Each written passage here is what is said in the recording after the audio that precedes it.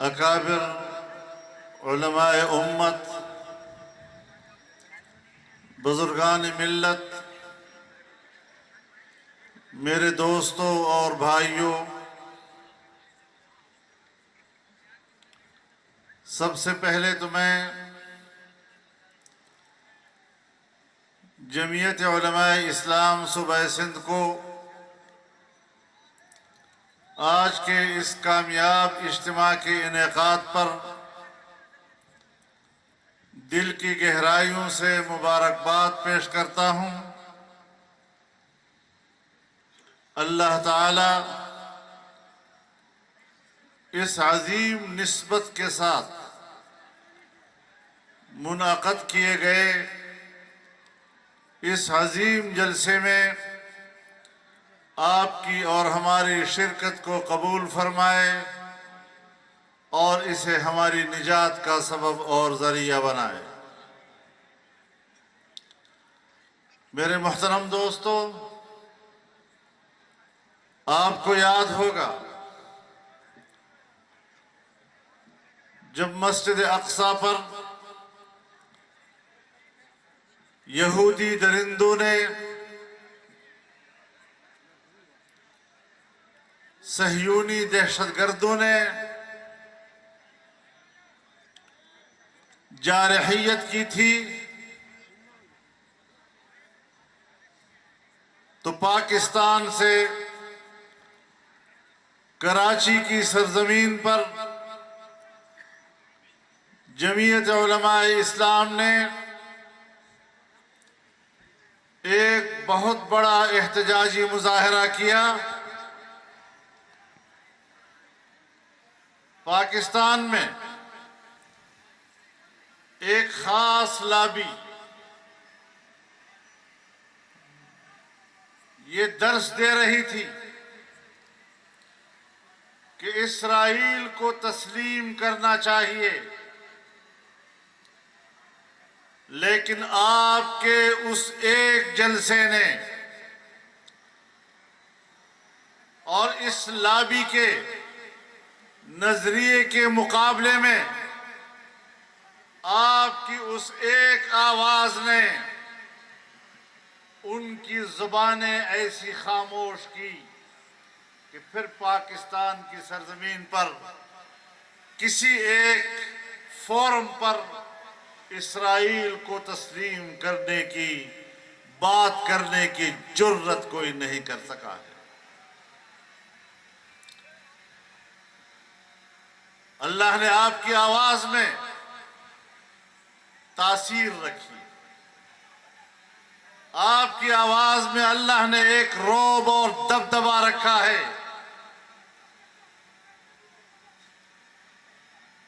آج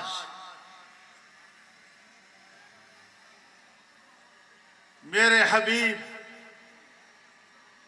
حضرت محمد مصطفیٰ صلی اللہ علیہ وسلم کہ حرم اقدس کی بے حرمتی اسی یہودی لابی کے ایجنٹوں نے کی، پہلا حق آپ پر تھا کہ آپ اسی میدان میں اکٹھے ہوں اور ان قوتوں کو للکاریں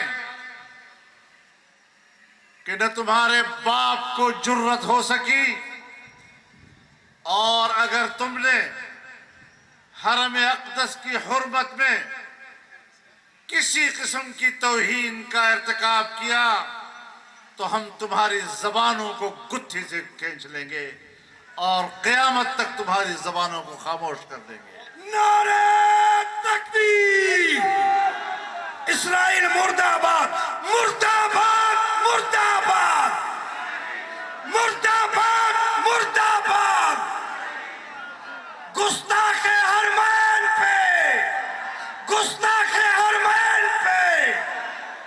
یہودیوں نے مدینے کی بے حرمتی کی تو رسول اللہ صلی اللہ علیہ وسلم نے حکم صادر فرمایا، اخرج الیہود من جزیرۃ العرب، کہ یہودیوں کو جزیرت العرب سے باہر کر دو، اگر اس کے ایجنٹوں نے پاکستان میں مدینہ کی حرمت کو پامال کیا تو یاد رکھو ایجنٹو، تمہیں ہم کراچی کے سمندر میں غرق کر دیں گے اور پاکستان کی سرزمین پر تمہیں جینے کا حق نہیں ادا کیا۔ نعرہ تکبیر! للکار ہے، للکار ہے، یلکار ہے، یلکار ہے گستاخ حرمین پہ۔ مکے والوں نے بھی کہا تھا کہ یہ لاوارث ہے، لیکن قیامت تک کے لیے اللہ نے رسول اللہ صلی اللہ علیہ وسلم کو ایسی امت عطا کی ہے کہ آج 1400 سال گزرنے کے بعد بھی ایک گیا گزرا گنہگار امتی بھی اپنے نبی اور رسول کی حرمت پر جان قربان کرنے کے لیے تیار کھڑا ہے۔ تم نے مکے والوں کی طرح ان کو لاوارث سمجھ لیا ہے؟ دنیا کی آبادی کا چھٹا حصہ وہ اپنے پیغمبر کی ناموس پر قربان ہونے کے لیے تیار ہے۔ 1 ارب سے زیادہ آبادی اس کے ناموس پر اپنی جان قربان کرنے کے لیے تیار ہے۔ تم ہوتے کیا ہو؟ کس باغ کی تم مولی ہو؟ تمہیں تو گاجر مولی کی طرح کاٹ کاٹ کر رکھ دیں گے اگر تم نے آئندہ کے لیے اس طرح سوچا بھی تو۔ عظمت حرمین پر، عظمت حرمین پر، روضہ رسول پر، تقدس حرمین پر، لبیک لبیک لبیک لبیک۔ ہم تحمل اور برداشت کے لوگ ہیں۔ ہم نے ہر مشکل کو بڑے صبر، تحمل اور برداشت کے ساتھ عبور کیا، لیکن یہی وہ مقام ہے، یہی وہ منزل ہے، یہی حرمت رسول کا وہ مقام ہے جہاں صبر کا بندھن ٹوٹ جاتا ہے، جہاں تحمل کا بندھن ٹوٹ جاتا ہے، جہاں برداشت نام کی کوئی چیز اس کی قیمت نہیں رہتی۔ عمران خان سن لو، تمہیں لوگوں نے، مغرب نے، امریکہ نے، برطانیہ نے، یہودی لابی نے آسمان پر چڑھا دیا۔ عقل ہے تو یہی، ویژن ہے تو یہی، پروگرام ہے تو اسی کے پاس، خوشحالی لائے گا تو یہی، آسمان پر چڑھا دیا تجھے۔ ہم چاہیں نہ چاہیں، اللہ بے پرواہ ہے، اس کا اپنا ایک نظام ہے۔ تو اقتدار میں آ گیا، میں سمجھتا ہوں اچھا ہوا تو اقتدار میں آ گیا، تیری نااہلی دنیا کے سامنے آ گئی، تیری نالائقی تشتش بام ہو گئی، تو اپنی اہلیت کے لحاظ سے ننگا تڑنگا ہو گیا۔ آج پھر گاؤں گاؤں پھر رہا ہے، جلسہ جلسہ کھیل رہا ہے۔ تو میں کہتا ہوں اس میں بھی اللہ کی حکمت ہے۔ پہلے آپ کارکردگی کے لحاظ سے نااہل ثابت ہوئے، آج تم انشاءاللہ دماغی لحاظ سے بیمار ثابت ہو کر رہو گے۔ دنیا کو دکھائے گا کہ یہ ذہنی بیمار، یہ دماغی بیمار، یہ پاکستان میں سیاست کر رہا ہے۔ کمبخت تیری وجہ سے پاکستان کی سیاست بدنام ہو گئی، اس کی ویلیو گر گئی۔ مرد آباد، نشائی نیازی، نشائی نیازی، مریض نیازی، بیمار نیازی، لیکن میں آپ کو متنبہ کرنا چاہتا ہوں کہ جہاں یہ نااہل اور یہ ذہنی بیمار، وہاں پر ایک فتنہ بھی ہے۔ ایسے پیروکار اس نے پیدا کر لیے ہیں کہ اگر وہ اللہ ہونے کا دعویٰ کرے تو کہتے ہیں ہم پھر بھی ان کے ساتھ۔ خود کہتا ہے اللہ نے جو پیغام پیغمبر کے پاس پہنچایا اس نے لوگوں تک پہنچایا، تم بھی میرا پیغام لوگوں تک پہنچاؤ۔ کبھی خود کو اللہ کے ساتھ برابری پہ، کبھی خود کو پیغمبر کے ساتھ برابری پہ، اور اس کے پیروکار کہتے ہیں کہ اگر وہ نبوت کا دعویٰ کر لے تب بھی ہم ان کے ساتھ ہیں۔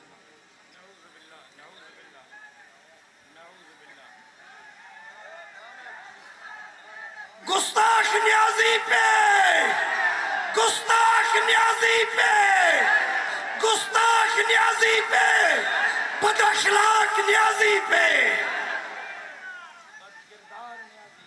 بد کردار نیازی پر۔ کبھی کہتا ہے اللہ نے پیغمبر کی تربیت کی، اس کو بنایا نبوت کے لیے، آج وہ میری بھی تربیت کر رہا ہے۔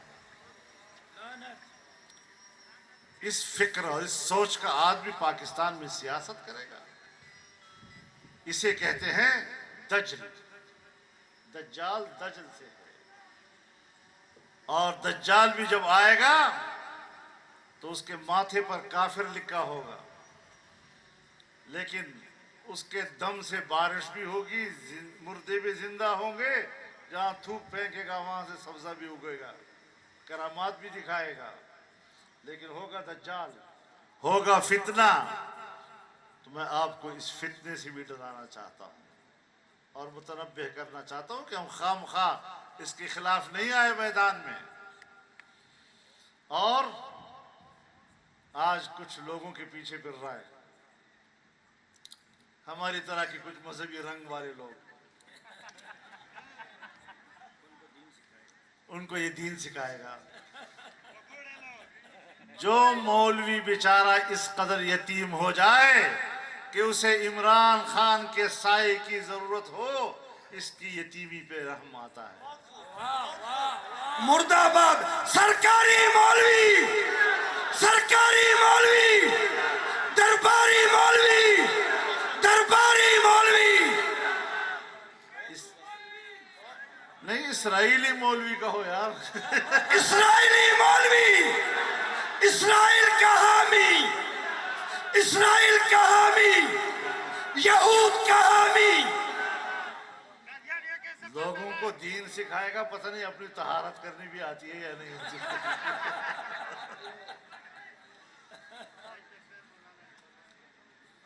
انشاءاللہ ہم ایسے فکر، ایسے عقیدے، ایسے نظریے اور ایسے فتنے کا خاتمہ کریں گے۔ اگر ہم قادیانی فتنے کے ساتھ، اس کے پیروکاروں کے ساتھ جنگ لڑ سکتے ہیں اور تا قیامت جنگ لڑنے کا عہد کیا ہے، تو یہ کیا چھوٹی موٹی فتنیاں یہ ہمارا مقابلہ کریں گی؟ ان کو تو ایک ضرب سے ہم نے ہٹایا ہے اور ایک ضرب سے دفن کریں گے انشاءاللہ۔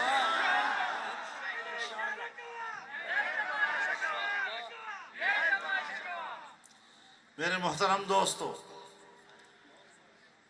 ان کے جلسوں سے ڈرنا نہیں چاہیے، ان کے پیروکاروں سے بھی نہیں ڈرنا چاہیے۔ میری شرافت مجھے ان پر تبصرہ کرنے کی اجازت نہیں دیتی۔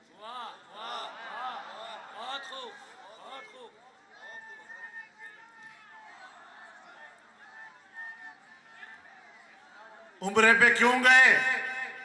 تمہیں میرے جلسوں میں میرے ساتھ کھڑا ہونا چاہیے تھا، ناچ گانوں کے محفل میں تمہیں کھڑا ہونا چاہیے تھا، عمرے پہ جانے کی کیا ضرورت تھی تمہارے لیے؟ میں پوچھنا چاہتا ہوں کہ جنہوں نے زندگی میں عمرہ نہیں کیا، جنہوں نے زندگی میں مدینہ منورہ نہیں دیکھا، آج اس موقع پر آپ کے برطانیہ کے پی ٹی آئی کا صدر اور انیل مسرت اور جہانگیر عرف چیکو پہلی مرتبہ کس پروگرام کے تحت، کس سازش کے تحت مدینہ آئے تھے؟ شیخ رشید صاحب نے ایک دن پہلے کہہ دیا تھا کہ مدینہ میں ایسا ہوگا. تم پلاننگ کرتے ہو حرم نبوی کی توہین کرنے کی. سیاست کرو، پاکستان میں کرو. تمہاری طاقت ہے تو پاکستان میں آؤ. پاکستان میں تو ہم نے تمہیں گردن سے اٹھا کر پھینک دیا. اب باہر جا کر بدماشیاں اور شیطانیاں کرتے ہو. یہاں آؤ، مقابلہ کرو. ہم تمہیں دکھائیں گے تمہارے اوقات کیا ہیں. کبھی فوج کو ڈراتے ہو. ایک بیانیہ تو ہونا تمہارے پاس. پہلے کہا خط آیا ہے میرے خلاف، بین الاقوامی سازش ہے. ارے بین الاقوامی سازش کہاں سے ہو گئی؟ خط دکھاؤ نا بھائی. آج تک خط نہیں دکھا سکا. پاکستان کی قومی سلامتی کے ادارے نے بھی کہا کہ جھوٹ ہے. امریکہ نے بھی کہا جھوٹ. بھائی دکھا دو نا. ہم اردو نہیں سمجھتے، انگریزی سمجھ لینے والے لوگ ہیں. اس کاغذ سے پتہ چل جائے گا اس میں کیا ہے. بلی کو تھیلے سے باہر لاؤ. اب خط کا معاملہ چھوڑ گیا، خط سے بھاگ گیا. پھر کہا سراج الدولہ کا سپہ سالار میر جعفر تھا. بھائی سپہ سالار کو میر جعفر کہتے ہو تو پھر کون ہے سپہ سالار آج؟ جب سپہ سالار نے آنکھیں دکھائیں تو اگلے دن کہا میری مراد تو شہباز شریف ہے. بابا شہباز شریف تو سپہ سالار نہیں ہے. تو آپ نے تو سپہ سالار کی بات کی تھی. تو آئی گئی ہو گئی. اب وہ بیانیہ بھی گیا، خط کا بیانیہ بھی گیا، سپہ سالار کا بیانیہ بھی کیا. اب کہتے ہیں میرے قتل کرنے کی سازش ہو رہی ہے. اور میں نے اور کہتا ہے کہ میں نے ویڈیو پتہ نہیں کیسٹ ریکارڈ کرائی ہے. آج کل کی دنیا میں کیسٹ ریکارڈ کروائے جاتے ہیں.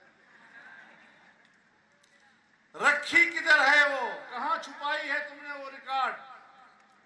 2 کاپیاں ہیں، ایک امریکہ میں اور ایک گولڈ سمتھ کے گھر میں برطانیہ میں. ایک طرف کہتا ہے امریکہ نے میرے خلاف سازش کی ہے. بھائی چورن بیچو تو طریقے سے بیچو یار. اور ایک طرف اپنا بیان وہاں ریکارڈ کروا رہے ہو.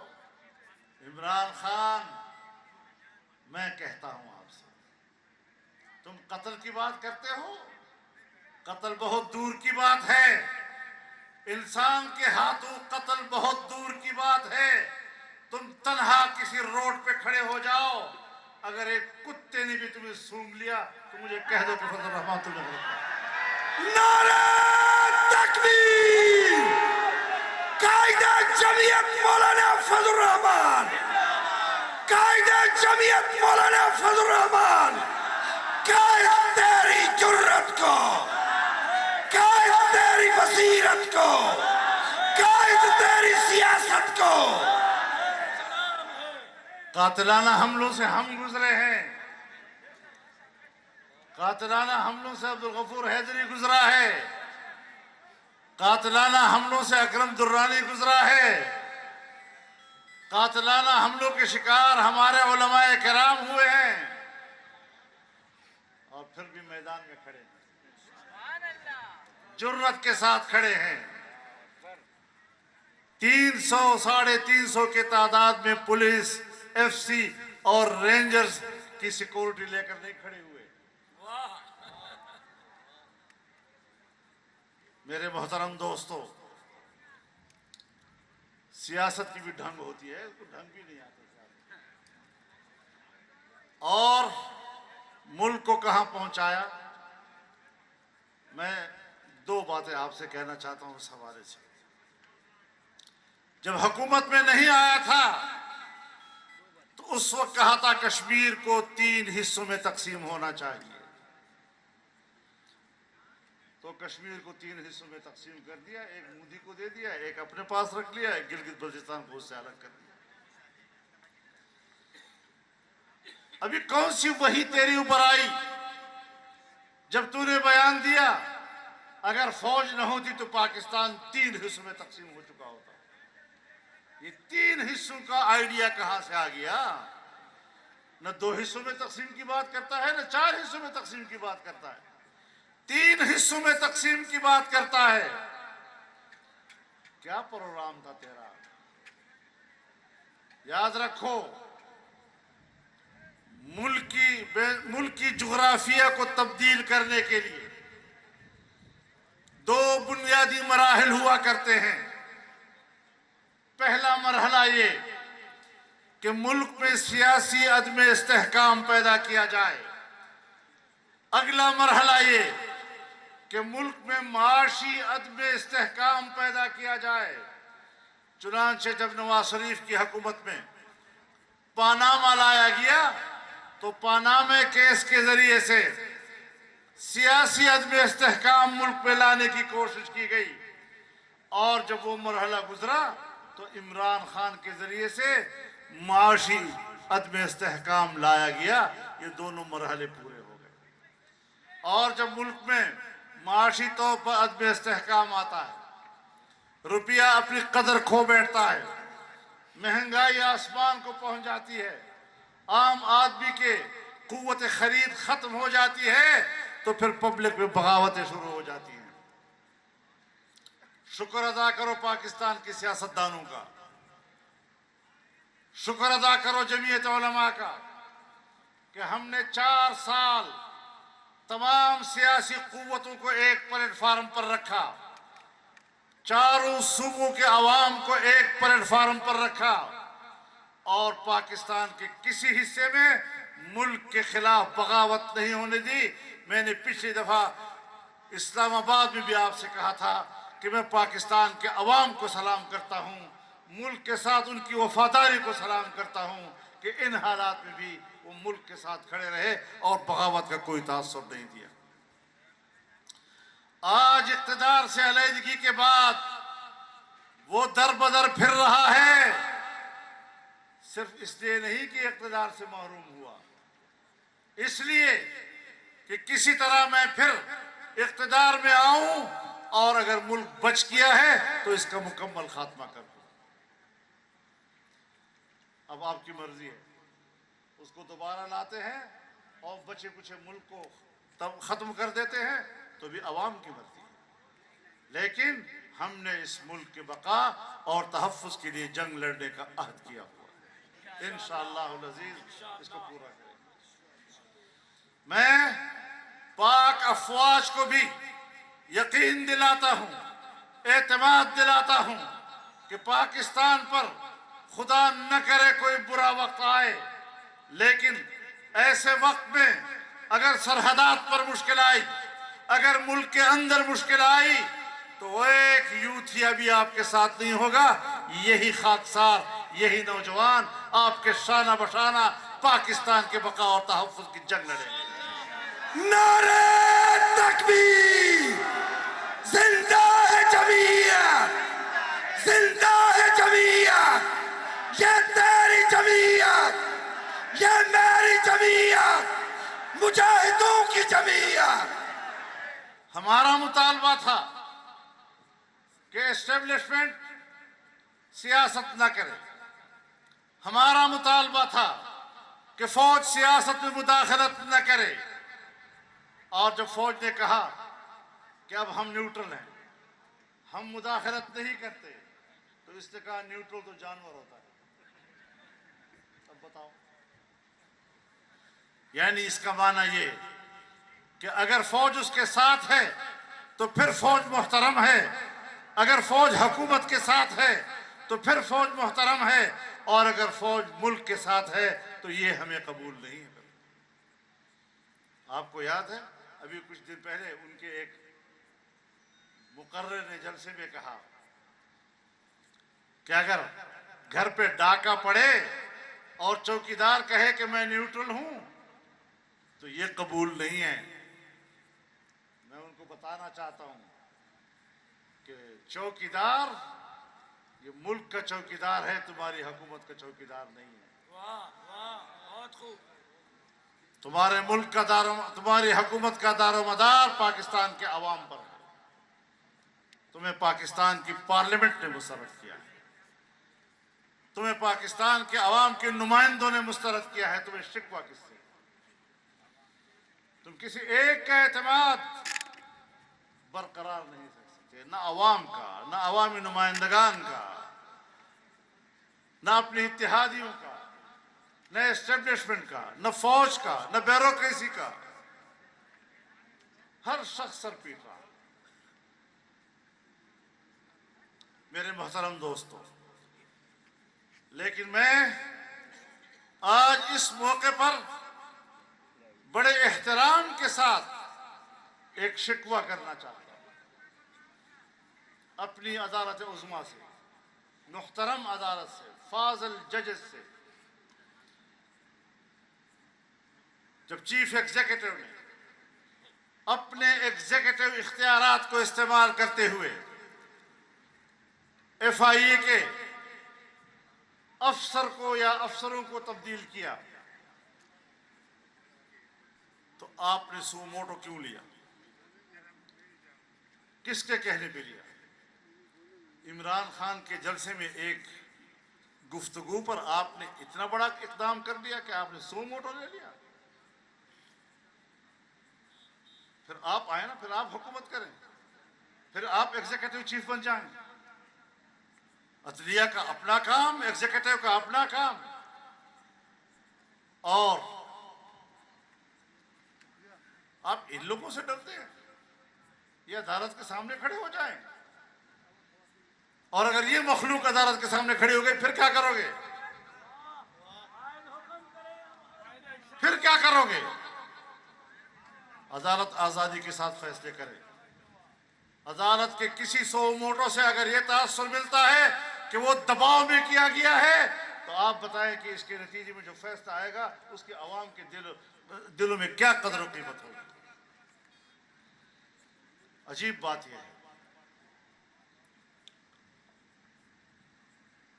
کہ جب عمران حکومت میں پاناما کیس کے اندر نواز شریف صاحب کے خلاف فیصلہ دینے والا بعد میں ایف آئی اے کا ڈائریکٹر جنرل بنا دیا جاتا ہے، وہاں تو آپ نے سو موٹو نہیں لیا۔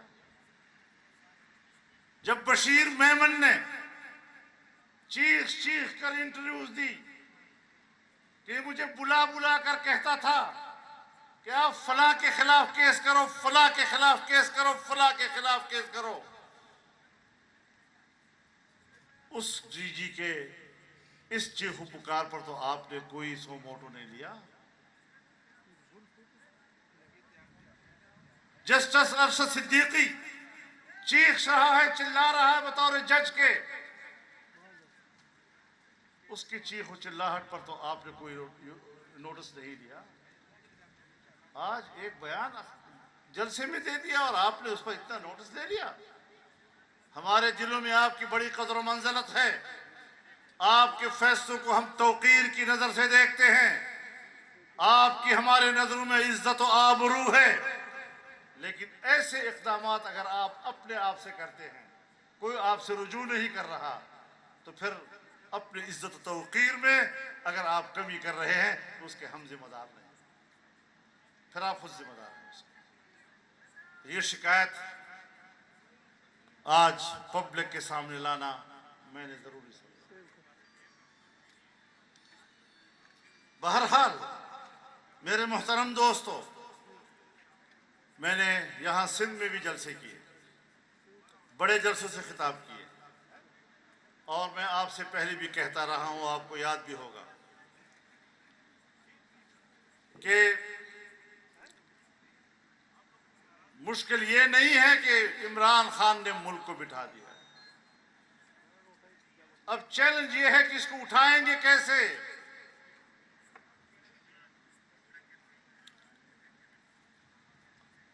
اب وہ جو بند ٹوٹا ہے تو آپ ہم سے کہتے ہیں کہ آج وہ اتنا بڑا بند آپ نے دوبارہ کیوں تعمیر نہیں کیا؟ ابھی تو وہ تباہی کرے گا۔ عمران خان کی حکومت کے پہلے سال ان کے اپنے ماہرین نے انٹرویوز دیے اور کہا کہ عمران صاحب کا پروگرام یہی ہے کہ روپیہ 200 روپیہ $1 تک جائے گا۔ یہ ان کا ایجنڈا تھا۔ آج اگر 200 پہ گیا ہے اس کے اپنے ایجنڈے کے تحت گیا ہے۔ ہم نے کنٹرول کرنا ہے۔ کس طرح کنٹرول کرنا ہے؟ جب تک آپ بزنس کمیونٹی کا اعتماد بحال نہیں کریں گے، جب تک آپ بیوروکریسی کا اعتماد بحال نہیں کریں گے، جب تک حکومت کو ریاستی اداروں کا تعاون حاصل نہیں ہوگا، اعتماد کا ماحول بحال کرنا مشکل ہے۔ ابھی ہم نے اس کو ہٹایا ہے۔ اب 1 سال میں ہم نے ملک کو پٹڑی پہ ڈالنا ہے۔ کیسے چلیں گے؟ کس مشکل میں ہم سفر کریں گے؟ کس پگڈنڈی کے اوپر ہم نے چلنا ہے؟ اور اس ملک کو واپس اپنی حالت پہ لانے کے لیے ہاتھ پاؤں مارنے ہیں۔ یہ ایک چیلنج ہے، کوئی آسان کام نہیں ہے۔ 3.5 سال میں تم نے جو ملک کا کباڑہ کیا، ظاہر ہے کہ عمارت کو گرانا تو 1 لمحے کا کام ہے، گند پھیلانا تو 1 لمحے کا کام ہے۔ تم نے 4 سال میں جو گند پھیلایا، ہم سے توقع رکھتے ہو کہ 4 دن کے اندر اندر اس گند کو صاف کریں؟ اس میں تو وقت لگے گا۔ یہ تو چیلنج ہے جو ہم نے قبول کیا۔ ہم نے ملک کو ان سے چھینا تاکہ ملک بچ جائے۔ پہلے ملک کو بچانا ہے، ملک کی پھر اقتصاد کو بچانا ہے، اس کو صحیح رخ پہ لانا ہے۔ اور یہ ایک بڑا چیلنج ہے جو قومی سطح کے باہمی تعاون کے بغیر ممکن نہیں ہو سکے گا۔ میرے محترم دوستو، انشاءاللہ العزیز اس وقت ہمارے لیے مشکلات پیدا کی جا رہی ہیں، لیکن ایک بات ضرور کہوں گا کہ ان جلسڑیوں کا دباؤ نہ لیا جائے۔ روز روز بیان تبدیل ہو رہے ہیں۔ ایک دن ایک بیانیہ، کل دوسرا بیانیہ، پھر تیسرا بیانیہ، پھر چوتھا بیانیہ۔ ابھی کوئی ایک بات پہ ٹھہر تو جاؤ۔ ہم تو ایک ہی بات پہ ٹھہرے ہوئے۔ آپ کا جو تعارف ہم نے پہلے دن کرایا تھا، ہم آج بھی اس پہ قائم ہیں۔ ہم آج بھی اس پہ قائم ہیں، اور لمحہ لمحہ گزرتا ہے تصدیق کر رہا ہے وہ اس بات۔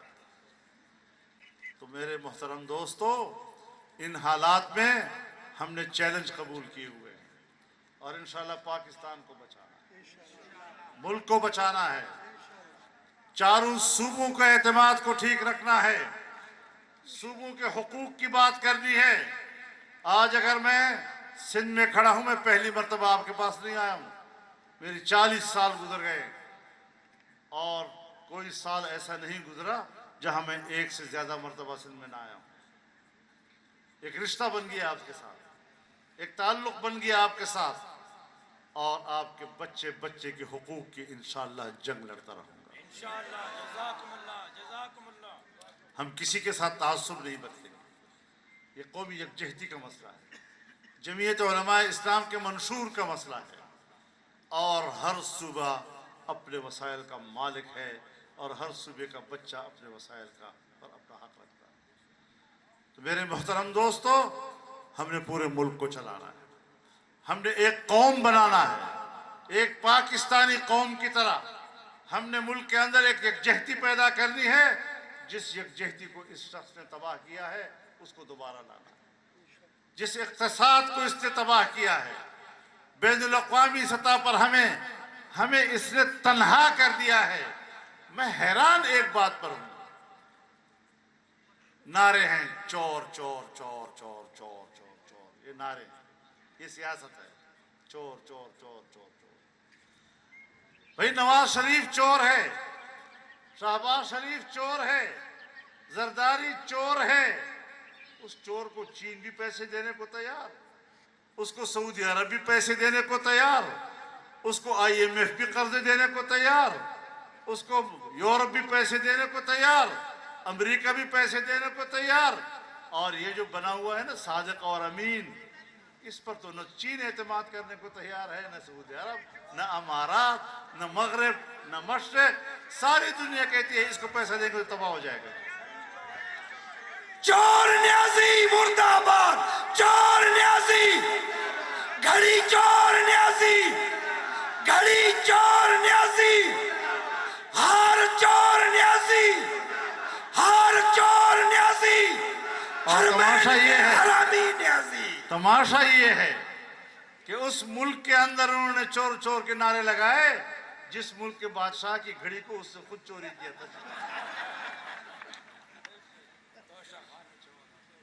اے توشا چور، اس قسم کی باتیں نہ کرو، ورنہ تم تو ہر لحاظ سے کنگال ہو، گھر سے بھی کنگال اور باہر سے بھی کنگال، نہ تمہاری کوئی اخلاقی کوئی قیمت ہے نہ کوئی سیاسی قیمت ہے تیری، دنیا تمہیں جانتی ہے، تم پر اعتماد کرنے کو تیار نہیں۔ کیوں تیار نہیں؟ سوچو ذرا میرے محترم دوستو، اس فتنے سے الگ ہو جاؤ۔ ہم ہمدردی کے ساتھ آپ سے بات کر رہے ہیں، ہم دعوت دے رہے ہیں کہ کوئی مسلمان پاکستان کی تباہی میں اس کے ساتھ شریک نہ ہو، ملک کی تباہی میں اس کے ساتھ شریک ہونے کے لیے کوئی تیار نہیں ہونا چاہیے۔ ہاں میں جانتا ہوں، اتنا ضرور جانتا ہوں کہ ملک کے اندر ایک ایلیٹ کلاس ہے، اشرافیہ، ان کے گھروں میں ان کی آنٹیاں آنسو بہا رہی ہے عمران کے جانے پہ۔ وہی آنسو نہیں ہیں، پتہ چلتا ہے کہ کون کون سے خاندان ہیں اور کون کون سے گھرانے ہیں جو بین الاقوامی اس نیٹ ورک کے ساتھ وابستہ رہے ہیں، اور آج ان کے گھر میں ماتم ہے، ان کے گھر میں۔ عجیب، واہ، نشاندہی ہو رہی، واہ۔ تو وہاں سے ہمیں پتہ چل رہا ہے کہ کہاں کہاں کس کس کی ماں مری ہے، اور لڑیں گے ہم انشاءاللہ، انشاءاللہ، چھوڑیں گے نہیں اس بات کو انشاءاللہ۔ ورنہ لوگ کہتے ہیں آپ کی تو اب حکومت آ گئی ہے، اب آپ کو جلسہ کرنے کی کیا ضرورت ہے؟ ہم کہتے ہیں وَقَاتِلُوهُمْ حَتَّى لَا تَكُونَ فِتْنَةٌ، فتنے سے لڑنا ہے، جب تک فتنے کو دفن نہیں کریں گے، جب تک سمندر برد نہیں کریں گے، انشاءاللہ یہ نظریہ، یہ پرچم، یہ حق بلند رہے گا۔ 200 سال سے انگریزوں کے خلاف سربلند یہ پرچم لہراتا لہراتا آج پاکستان کے نوجوان کے ہاتھ میں ہے، اور انشاءاللہ منزل حاصل کر کے رہے گا۔ اللہ ہمارا مددگار ہو، اللہ ہمارا حامی و ناصر ہو۔ میں آپ کو اس کامیاب جلسے پر ایک بار پھر مبارکباد دیتا ہوں۔ وآخر دعوانا الحمدللہ رب العالمین والصلاة والسلام على خیر خلقه محمد وعلى آلہ وصحبہ اجمعین۔ اللهم صل على سيدنا ومولانا محمد وعلى آله وصحبه أجمعين. اللهم إنا نسألك الخير كله عاجله وآجله ما علمنا منه وما لم نعلم، ونعوذ بك من الشر كله عاجله وآجله ما علمنا منه وما لم نعلم. اللهم اغفر لنا ذنوبنا كلها دقها وجلها سرها وعلانيتها ما علمنا منها وما لم نعلم. اللهم زدنا ولا تنقصنا، اللهم أعزنا ولا تذلنا، اللهم أكرمنا ولا تهنا.